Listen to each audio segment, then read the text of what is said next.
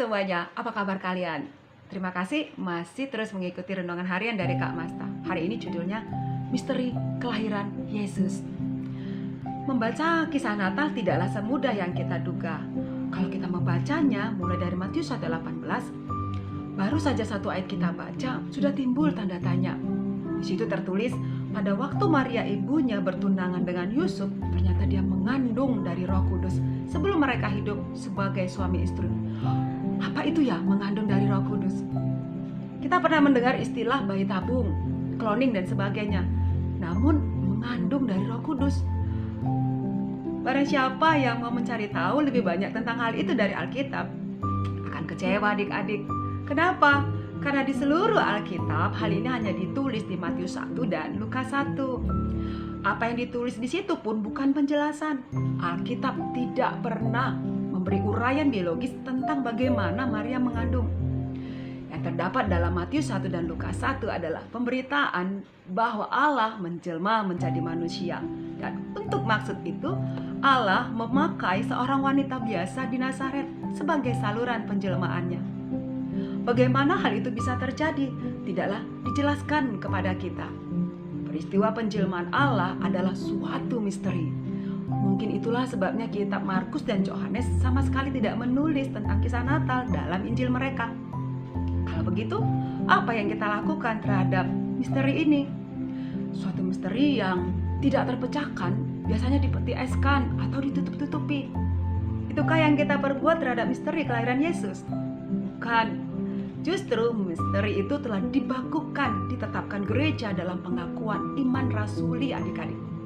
Tiap minggu, gereja mengikrarkan kepercayaannya kepada Yesus yang dikandung daripada Roh Kudus, lahir dari anak darah Maria. Ucapan itu terdiri dari dua bagian. Pertama, yang dikandung daripada Roh Kudus. Kalimat itu diambil dari Matius 1:18. Dengan kalimat itu kita mengaku walaupun dengan rasa heran bahwa Yesus adalah Allah. Dia betul-betul Allah. Dalam diri bayi yang lahir di Bethlehem itu Allah sendiri yang datang. Kedua, lahir dari anak darah Maria. Matius 1:23. Dengan kalimat itu kita mengaku walaupun dengan rasa takjub bahwa Yesus adalah manusia. Dia betul-betul manusia. Dalam bahasa Ibrani, ungkapan lahir dari seorang perempuan berarti manusia biasa. Galatia 4:4 menyebut Yesus lahir dari seorang perempuan. Jadi adik-adik, dengan kedua bagian kalimat tadi hendak dikatakan bahwa Yesus adalah benar-benar Allah dan juga benar-benar manusia. Terus apa rupanya manfaat perkataan itu, Kak Masta? Karena Yesus adalah Allah dan manusia, maka dia dapat menjadi penghubung dan penyelamat kita. Untunglah Yesus adalah Allah, sehingga dengan demikian dia dapat mengampuni dosa kita.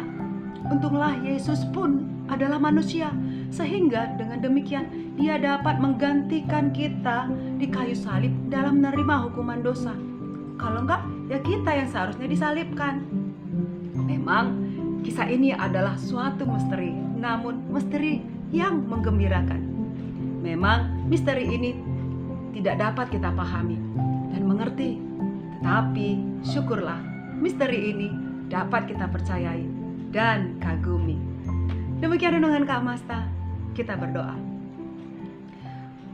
Sekalipun kelahiranmu Yesus sebagai misteri, tetapi kami tetap percaya dan kagumi. Amin. Yesus berkati. Shalom.